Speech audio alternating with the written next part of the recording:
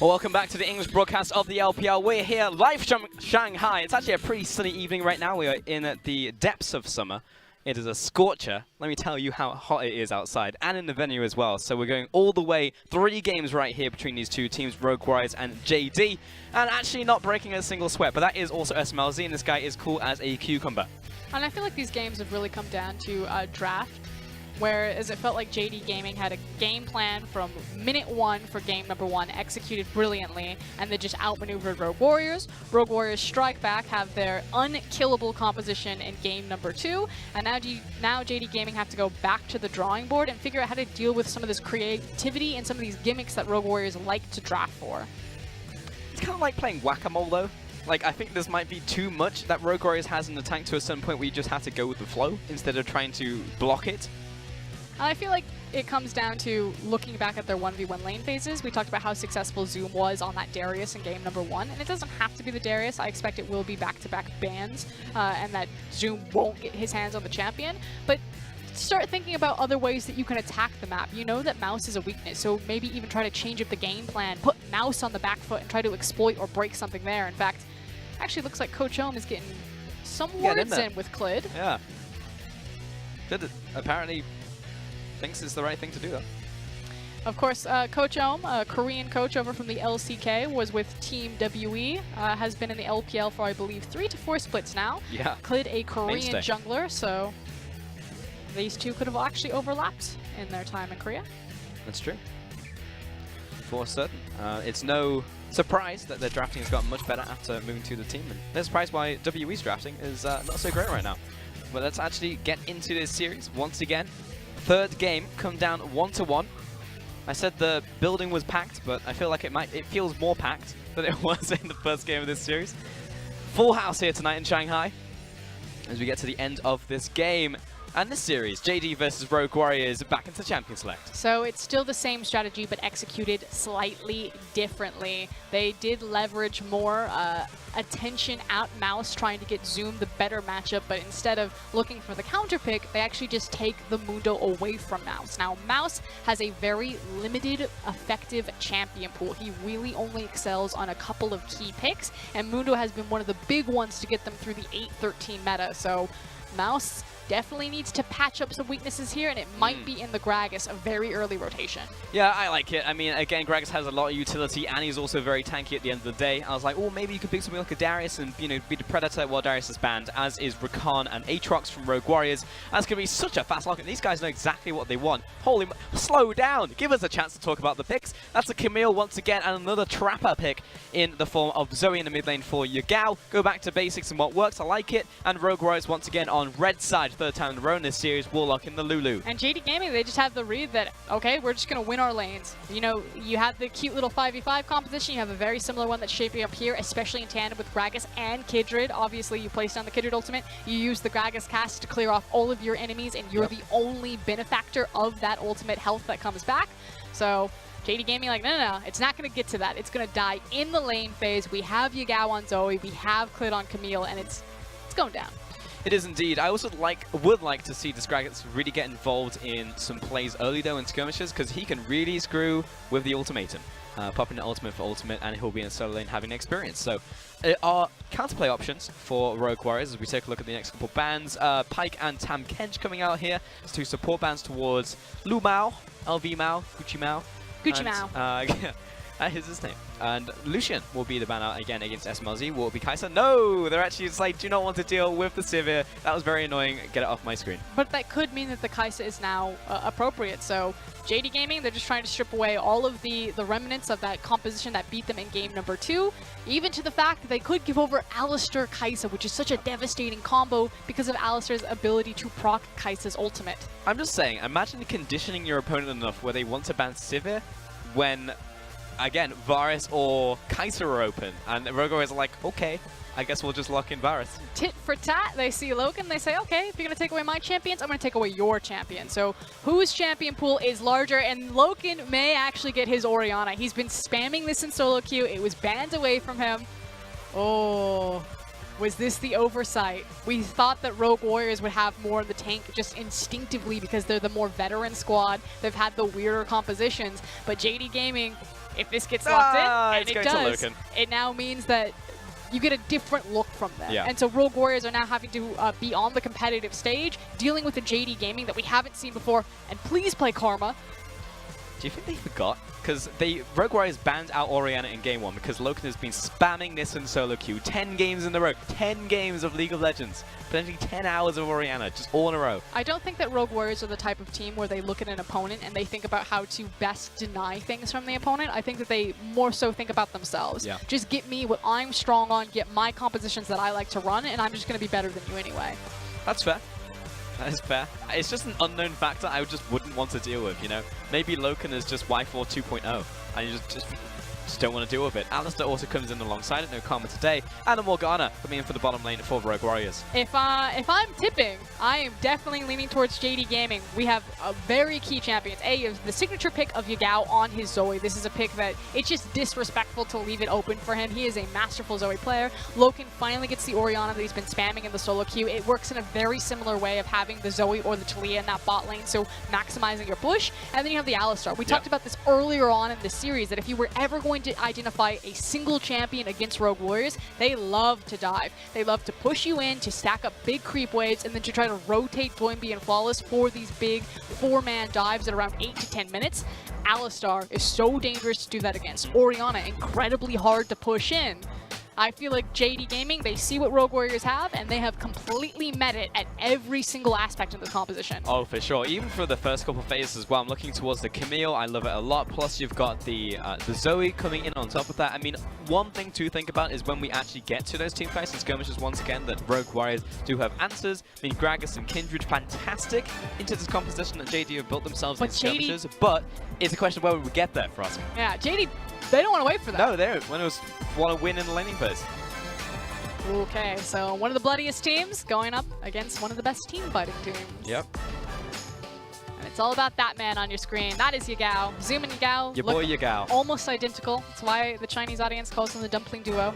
Now, technically they called them the Dumpling Brothers, but we thought Dumpling Duo sounded better for English. Alliteration, yeah. Crushed it. We also call them the black and the white dumpling.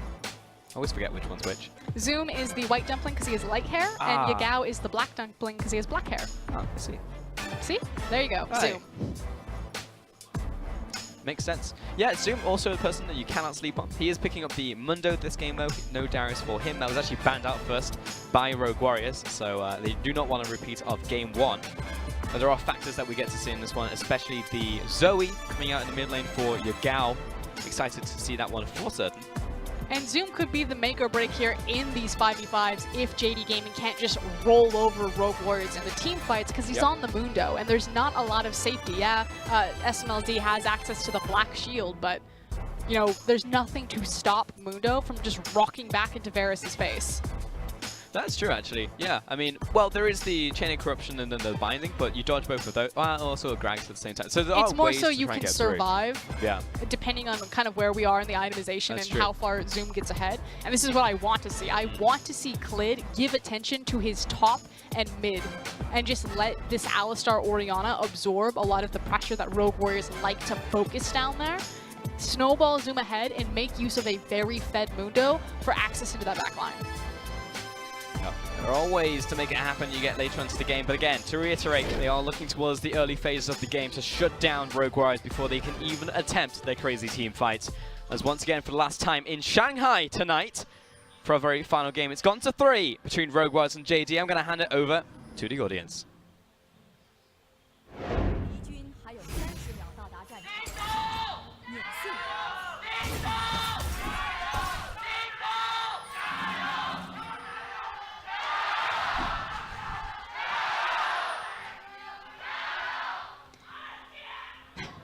Just yell RNG. Calm down. I'm with you, buddy. Now, of course, Rogue Warriors got a lot more popular after their big Rift Rivals appearance. Doinby saving the day alongside the Revenge Squad and allowing RNG to close out in game number 5 against Kingzone. We talk about them being the sucker punch. That was definitely a sucker punch to Korea. I think a lot of people bet against Rogue Warriors in that final set. I know I did. I know. We were talking over WeChat and you were like, they're dead. And I'm like, no, Frost. No, they got to win. Put my faith in Edward Gaming. That's where I went optimism. wrong. Yeah. Never do that. JD moving in through the top side, Clid and Zoom. Got a lot of Aries in this game as well. Flawless is very much aware that something could be happening, though. And very aware because they're sat on the top of a ward. Mouse is coming down, he's in try. But you're going to continue challenging over this, Frosk. Doinby has been locked out from rotation by Yagao, so pushing the wave in. And it looks like we actually are going to have a contest for this, but it's just 2 versus 3. And Flawless, he's wasting... Yeah, there you go. You're wasting a bunch of time, buddy. Just rock away. Yeah. But at the same time, it's his time for Zoom and Clid's time. And now he's going to go to bottom side. So Mundo is 0 farm, and well, Mouse, to be fair, is also 0 farm because he was thinking about rotating. Good note that Flawless is probably going to get 3 buffed here because there's great defensive vision from JD to catch if he wants to go for this red buff. And he doesn't have eyes on Camille, so he'd have to go with imperfect information if he wants to try to get vertical jungling happening. Yeah. Which, depending where this crab lays down, I feel like is going to... Okay, I was curious if how far the crab got up the river, if he's just going to be like, ah, screw it, I'm going for it. Yeah, that's true. There's also a chance for him to go through bottom side through try. That wasn't warded, but of course he wouldn't know that. Mark now goes down onto Clid, and he instantly goes right towards his own red buff to try and contest, see if Kindred's in the bush. Nope, she's not here. And Kindred will pick up the blue buff on that side. So probably going to be, as you said, triple buffed right here, unless he pulls something crazy off. Starts off the Grump as well for some double jungling. He's pretty close to Smite, so it should be okay. But nice early advantage over to Clid. And now it's a question of what Clid does with kind of this tempo advantage. You see the immediate response that Varus and Morgana are very far forward. And Mao looking for the flash. There it is. Flash forward. Finds the knock-up before the Black Shield comes in. Uncharacteristic of Kaloa. Now he's being slapped as he goes back to the tower. He does have the flash, but doesn't want to use it. First blood to Orianna.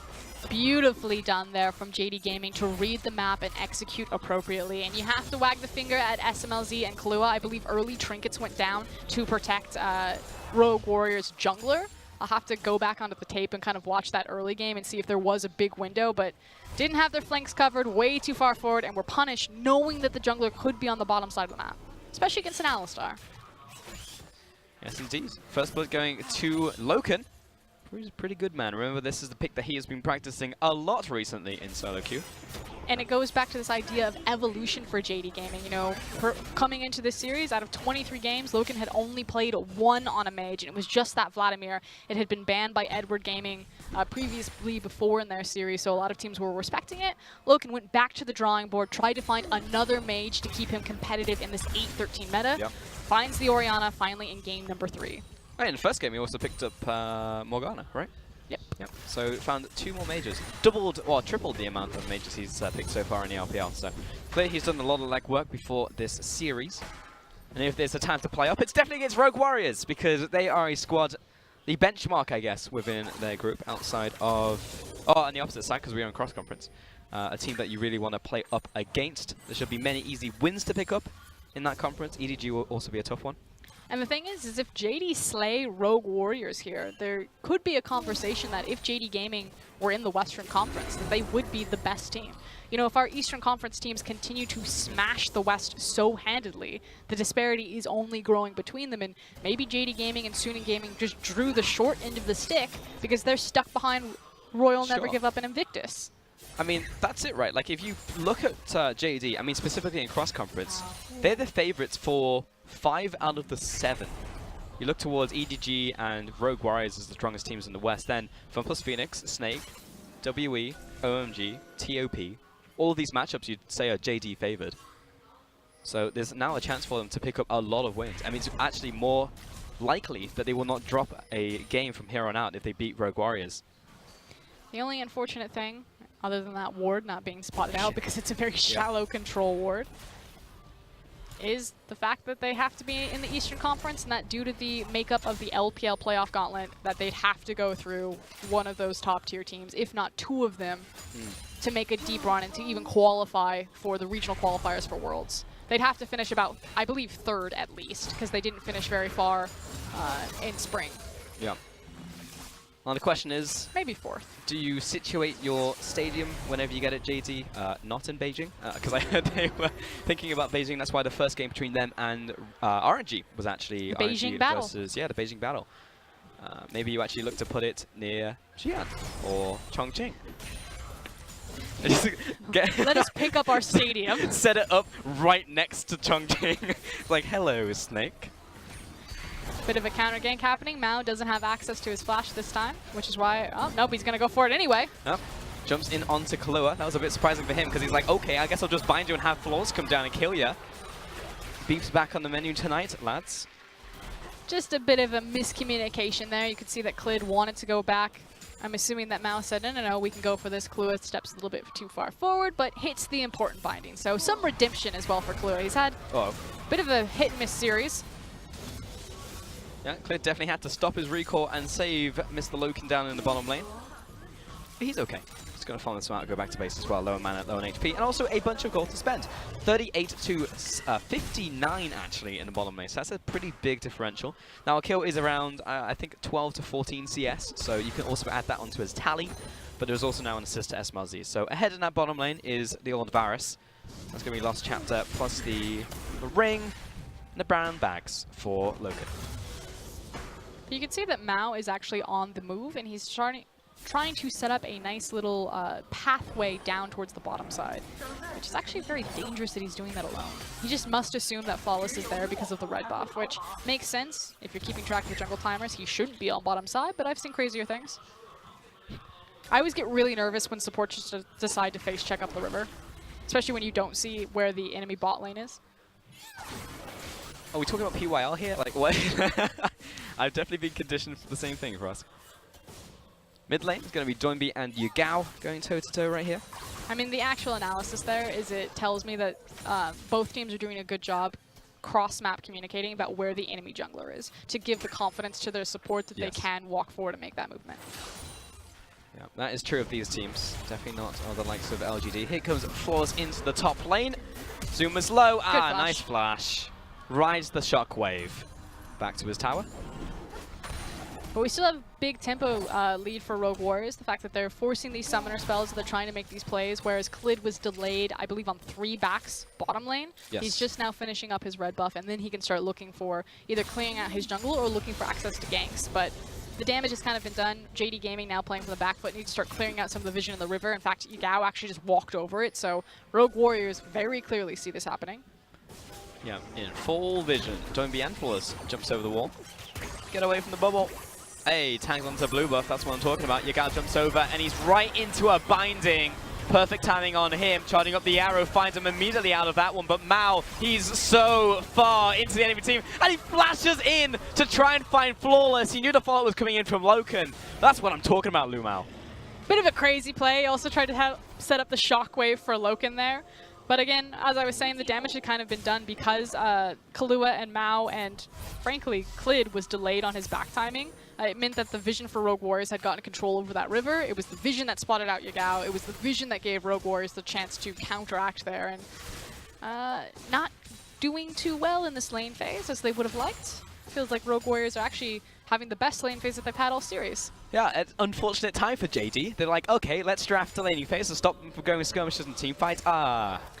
Now, I don't want to confuse people when we say drafting laning phase and then looking at this, but like, what are you talking about? They don't have that much kill pressure. It's how they drafted to deal with what Rogue Warriors want to do. The fact that it's an Alistar and it's an Orianna down here, so they can either match the push or at least dissuade the dive with the Alistar. It's the fact that Yugao is going to have the push priority on the Zoe, but not necessarily the kill priority against the Lulu, depending on how Doinby plays it. Yeah.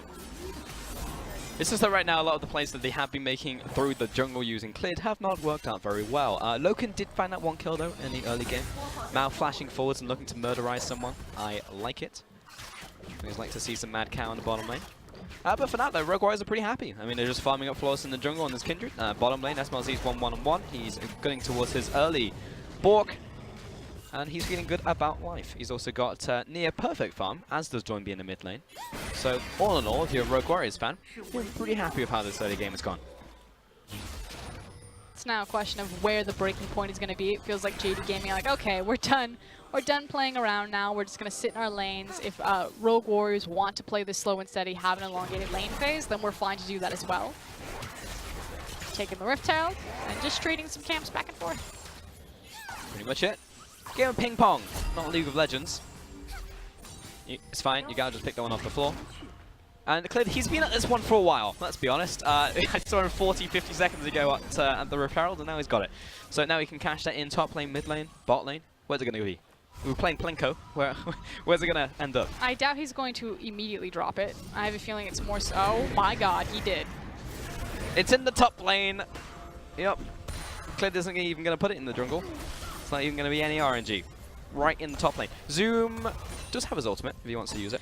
Wow, that's nuts. He could assume that Flawless would be top lane. Flawless is technically on the dragon right now, but he hasn't been spotted by any vision because Rogue Warriors have control over the bottom river. And again, the dragon hasn't gone down yet. The red buff is about to spawn.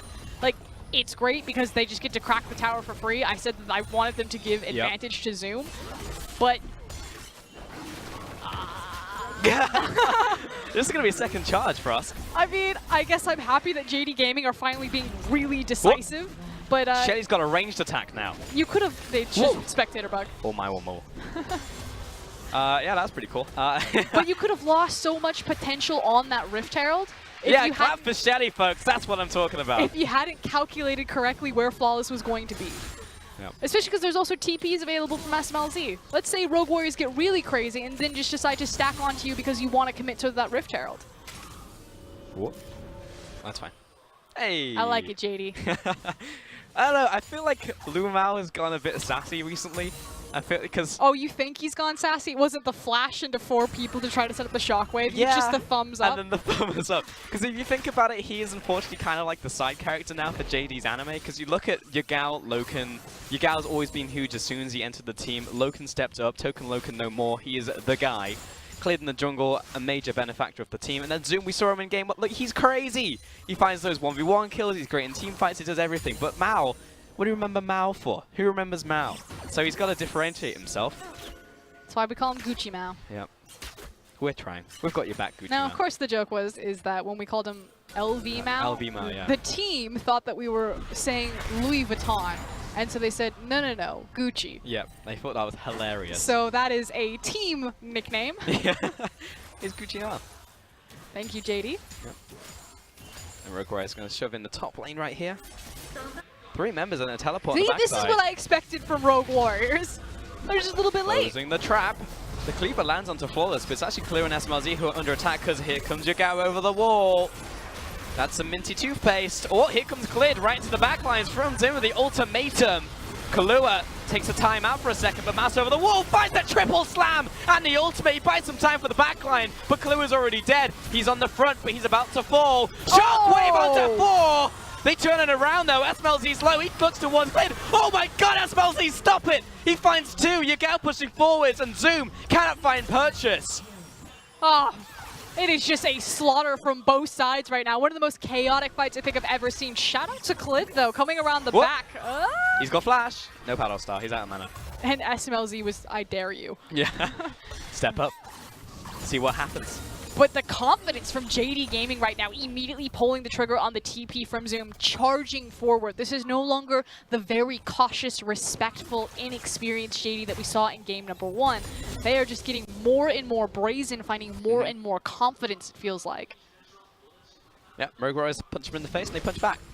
Sometimes they punch first. I mean, this is great to see from JD. This is hella aggressive. Teleport right behind 3 members. And look how far away JD are as well. And I feel like everyone kind of has their moment over the course of a very long fight. So it starts out with Zoom. Yagao also gets a good chunk in over the wall using his ultimate. And then, like, all about Clid. And they're like, oh, okay, this is great. And then Mao's like, nope, time to dogpile in. Massive knock-up, helps place the Orianna ball, and then it holds it, it zones, it's in the brush, they don't think about where it is. 3 people stacked onto a beautiful shockwave, and meanwhile Clid has made the loop-de-loop and says hello from the backside. Loop-de-loop and does the doop-de-doop. Takes him out. And suddenly now we're charged down mid. Yes, we are. The tower's dead. That was a sombrero on the floor. Don't think I missed that one, Loken. Just but the about tower's zoning. still dead. Yeah, zoning sombrero. Also, shout outs to Mouse. I thought that was a fantastic body slam, and the ultimate, the disruption, was great from Gragas. Pretty much optimized that one. It's also why I really like, because we talked about earlier on in the series, this idea that without the ADCs, that the LPL teams have really been struggling to figure out how to crack inner and outer structures without just having a traditional range. But when you have someone like Zoe or Orianna, it doesn't matter. Like, you have the correct tools or unique tools that you can still accomplish the same thing with your zone control. Zone control?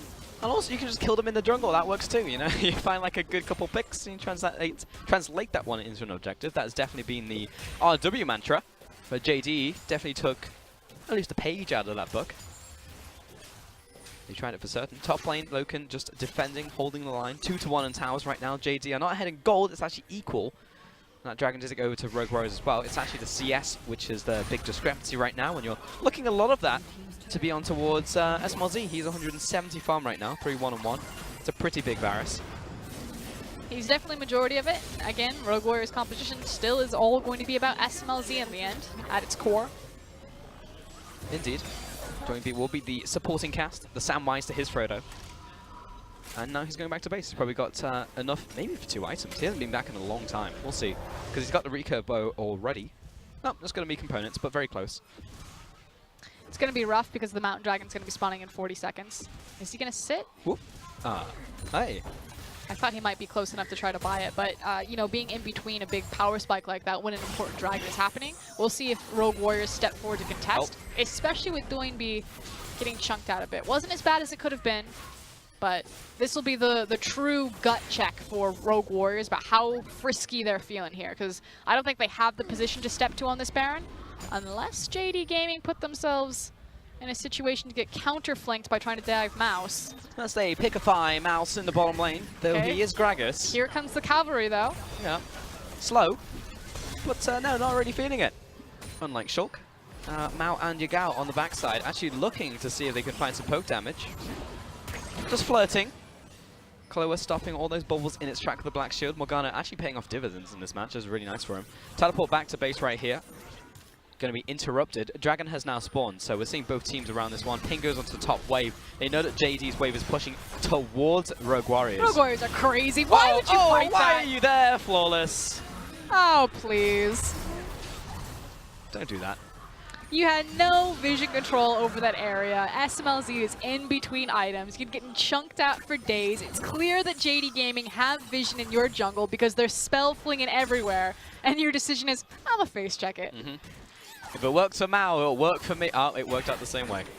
And he goes down, unfortunately. He's got the Executioner's Calling. It's almost like also we've got a grey screen. You're starting to see some of the hubris of Rogue Warriors' experience start to cap them or plateau a little bit. Because I agree with what Raz was saying at the top of the day, that JD Gaming, you know, the tides are starting to shift where we're starting to believe that they actually have the higher ceiling, that they are the favored team in this matchup, and that they will be consistently better than Rogue Warriors.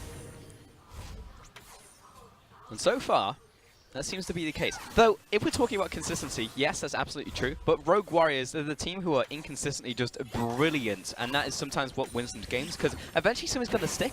And you just have to make sure that one thing that does stick is not going to just end the game, because so often it does.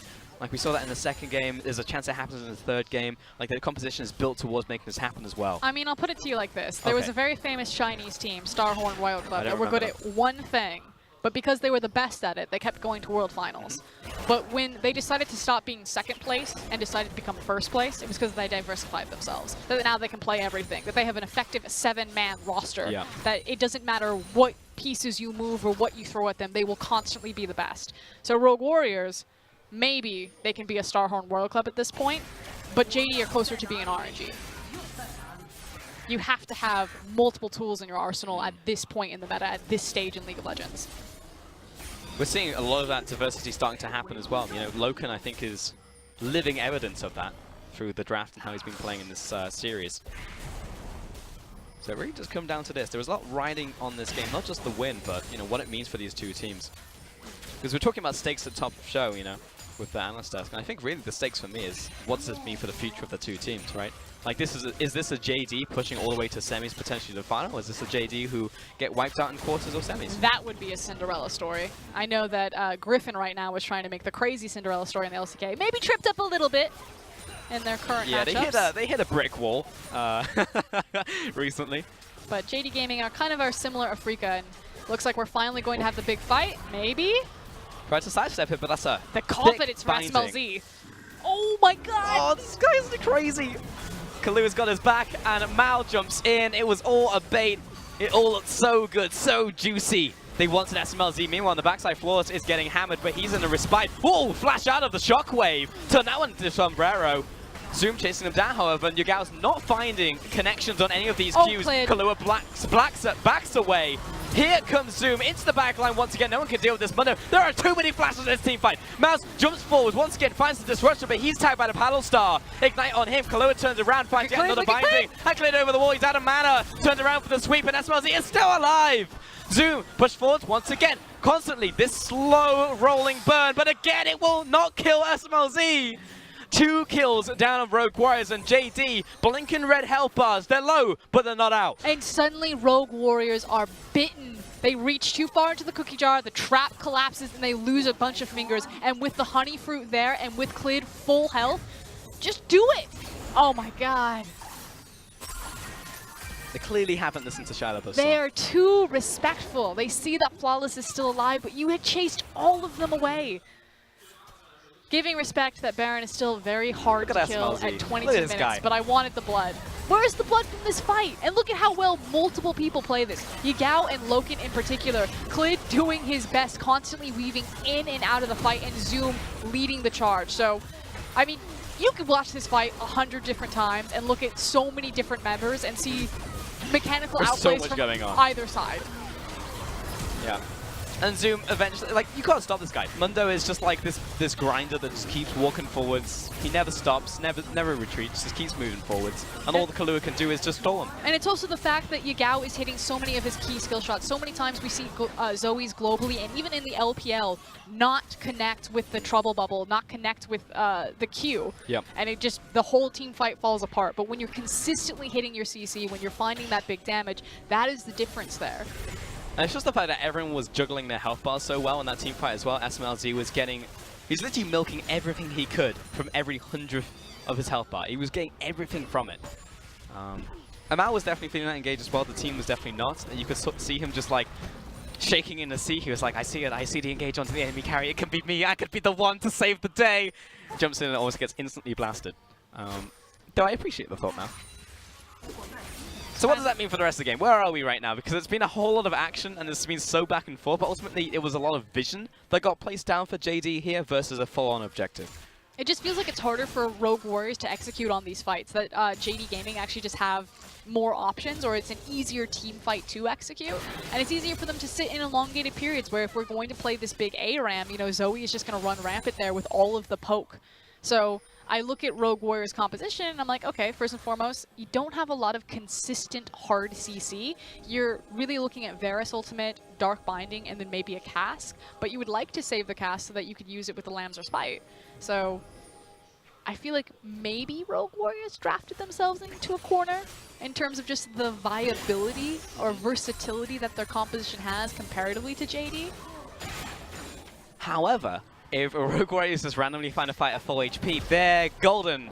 And they will go golden inside Flawless's ultimate, so they'd rather not get poked by these cleavers and rather not get poked by Paddle Stars. I just think it's harder to play, but we'll see. It is. But now we're just kind of forcing a fight anyway. Mao on the front finds Mouse, and now we're collapsing to the bottom side. We're pinned down Zoom, but do we have more CC? Well, we can chase him down for a little while. Oh, and the shackle has found him. His soul has very much been shackled, and he is dead. And JD Gaming were slow on the rotation. They started to take a couple of steps towards Zoom, so they're not immediately on the Baron. Yeah. Don't be crazy now. You guys had your window to be crazy. Yep. The window is passed. Just be hot. Okay, we'll take the crap. That'll be fine. Now to move back towards the middle lane. I like this. Especially if Flawless looks to lead right here, and if he goes around topside, they're going to see this one. Jump over the wall, and Mal finds him. The cowball combo is good. They'll find one. They'll find two.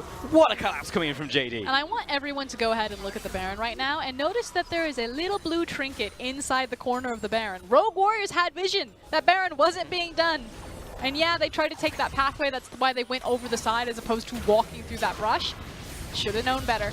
Shoulda, woulda, coulda. Shoulda, woulda killed Baron. And JD will find this one for free. Rogue Warriors, will they get anything on the bottom side? Well, Mundo is reacting. Mundo defends where he pleases, and this will be bottom lane this time around. Baron over to them. Here's the setup. 3 people. Nope, not feeling it. Enhanced recalls. Not today. Finally, we're starting to get a bit of a breakaway lead for JD Gaming. The fact that they don't lose anything in return for this Baron.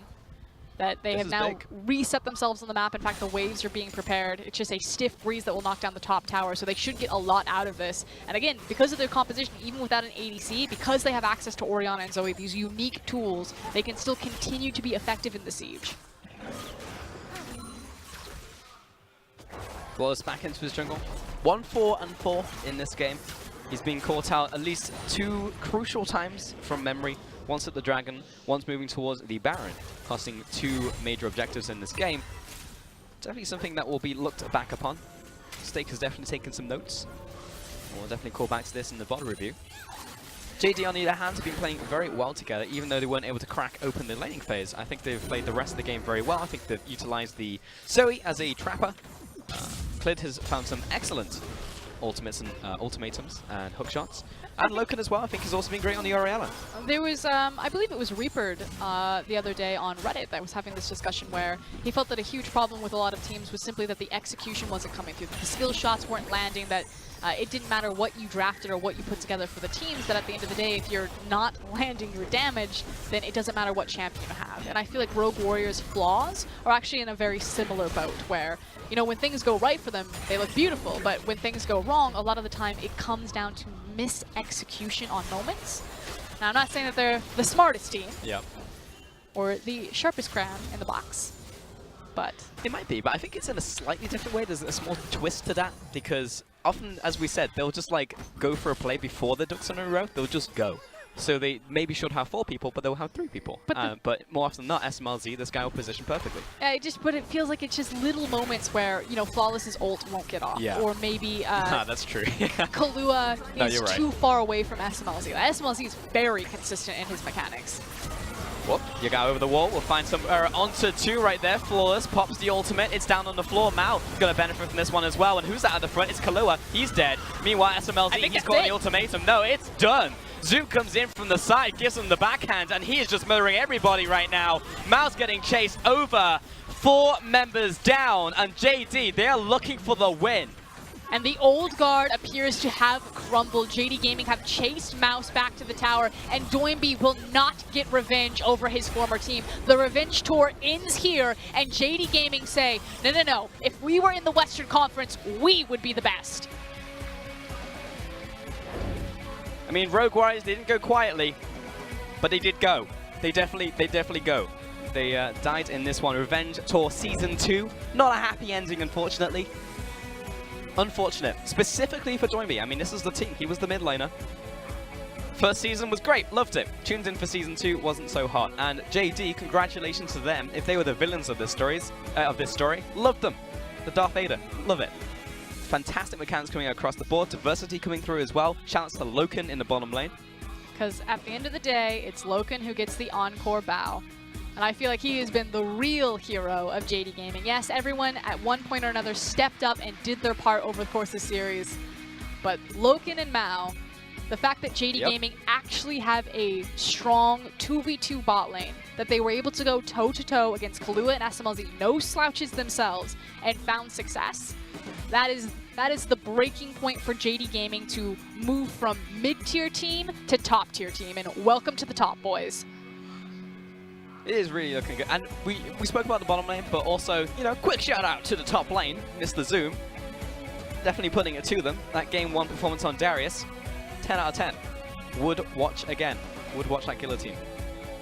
Really, really strong on the champion, great in the lane phase, great in the team fights. Just feels like everything's coming together right now from JD.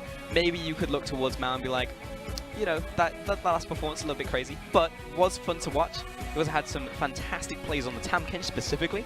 I think back to that play at Baron, gobbled up Loken, perfect mechanics from Loken, backed into a corner, keeps on firing. Like, really just nice things across the board coming out from this JD roster. So I just really want to know how far they can go, because they've beaten Rogue Warriors now. You look at the rest of the conference and you're looking like, well, they're pretty much going to be favorites for every single one of these games. Have to give a huge credit and shout out to the coaching staff behind JD Gaming, because they have just grown leaps and bounds. We saw definite evolutions this series in particular, changing up not only their compositions as with the Orianna and the Morgana, but also their confidence and execution on the map. The fact that they did find these macro victories and didn't have to just go back to their skirmish-oriented style. It has always been heavy roaming mid laner, skirmish-oriented around Yagao and Clid, and then they 5v5 and try to just protect Loken. And they completely tore that apart and put it back together, and were able to outmaneuver Rogue Warriors on the map, in the draft, and in the team fights. It's just the fact that the jigsaw had multiple ways to be solved, right? It's like they took it apart, recombined it, and it just looked really good. Well, that's it from us. We're going to send it back to the analyst guest with Dom and Mr. Razzle Dazzle.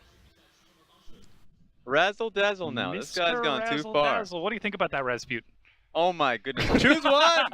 I'm the one who actually eliminated the Laplasm, so I'm just Raz. So call me by my real name. Well then, Barento. Oh, okay, there we go. So let's get into pick and ban for JD's victory over Rogue Warriors. Right now, these two teams are 4-4 in games, but just because of how it's shaken out, it is actually the 2-series win for JD and a 1-series win for Rogue Warriors. And I'm sure JD is pretty happy about that. 100%. I mean, people talking about the emotion that's running between both of these teams. You saw it with literally the emoticons being flared within the game. Now, just to look at the pick and ban, because, like, I love this. That's why I wanted to get right into it, because we wanted to see the Orianna coming out of Loken since the beginning of the series. That was something that they were looking for. Got banned in the first one. Played the Morgana. Exactly. Got the Morgana in the first game, and then it just found himself with the Varus in game 2. Game 3 finally gets the combination they've been looking for all series long. Yeah. And that's really what just shook the game up. The Orianna had her items, got into a point in which she could just basically find free combinations. Wombo combos on either the Alistar that was ineffective earlier on in the game, or the Camille, which was super effective later. So I thought that the combination from JD was actually exceptional. And we do have to give a little bit of credit to Lu Mao in that bottom lane as well. I think his name just clicked in my head. Lu Mao, for going in time and again. You saw him when he got backstage. He was next to Clid. He was patting him on the back saying, great job, you did great.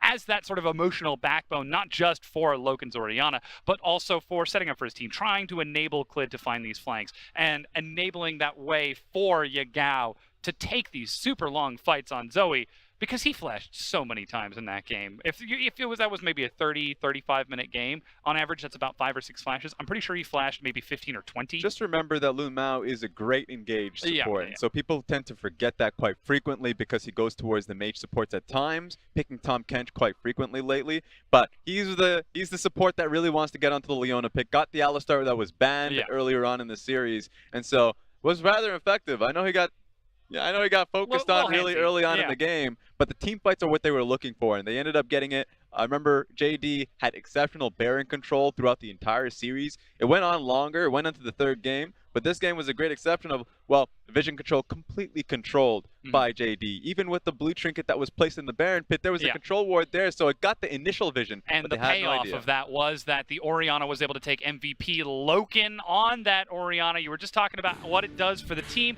4-0 and 9, 100% kill participation. While the CSD might have been down, he definitely made up for it with those massive shockwaves. And the CSD just comes down to the fact that, remember, SMLC and Kilo are picking for the lane, so Morgana and the Varus, so much poke within the laning phase, so he took a lot of punishment. Loken just got out of it in a proper position, 3 items on him, ready for the team fights. He shows his team why he can play mages, been practicing it all week long, and so now that's an extra angle to look at when JD plays in the field. Something that teams are going to have to be afraid of as they now find themselves 8-1 in the standings. But that said, that now wraps up our first series. RNG has started their next game in Beijing against FPX, and we're going to jump right into that in just a moment. But first, we're going to get you caught up on what happened in that pick and ban. You can see it below you, Raz. Real quick, I just want to say, Zoe first pick, then Rakan Darius for RNG. What did RNG get an answer to that? Because Talia, Tahm Kench, Varus, you're raising some eyebrows. So look, RNG's focus is very easy. They're trying to get proper engages. The Rakan is exceptional. You don't even need a proper AD carry to get it going. In fact, they just have bruisers here. So it's fun from RNG's perspective. Always throwing Zatai on the Darius in the mid lane, so that seems like that's a possibility this time around. From FunPlus, remember, Talia is 100% like you just banned that out. if you're talking about the Aatrox, Nocturne, Talia's in there. So the fact that they get it immediately means that FPX, at the very least, have great jungle tempo that they can look towards. So if you're looking at FPX, immediately, Alex, what can he play for his team? How fast is he moving, and can he impact lanes? We also see the synergy with that Talon as the final pickup for FPX. So if that is going to be that Darius in the mid lane, then suddenly you've got a roaming Talon who's able to follow up on Talia, who sets up more walls for him to hop over. Just a lot of movement speed. That's the big point for FPX. They're going to be rolling fairly quickly because, talking about Talon, maybe he has Smite here too, so he's going to be roaming with the Talia. And also, if they can unlock top lane as well, Kled, Gimgun can roll with his team to the bottom side of the map where they have CC in the Varus. So they can really roll over RNG here if they get the ball rolling early. All it takes is just a little bit of that snowball to set it up. Now, we do have to hype up, again, what we expect to be the mid lane matchup of Cool versus Zatai. These two are massive legacy players in the LPL. They've been going for head-to-head for ages, and when Cool stepped down, it was supposed to be Zatai who took his place. I'm sure Frosco is standing by with that history lesson. As a matter of fact, why don't we hear it from her herself? 让我们把故事传唱下去，继续书写 RNG 的传说。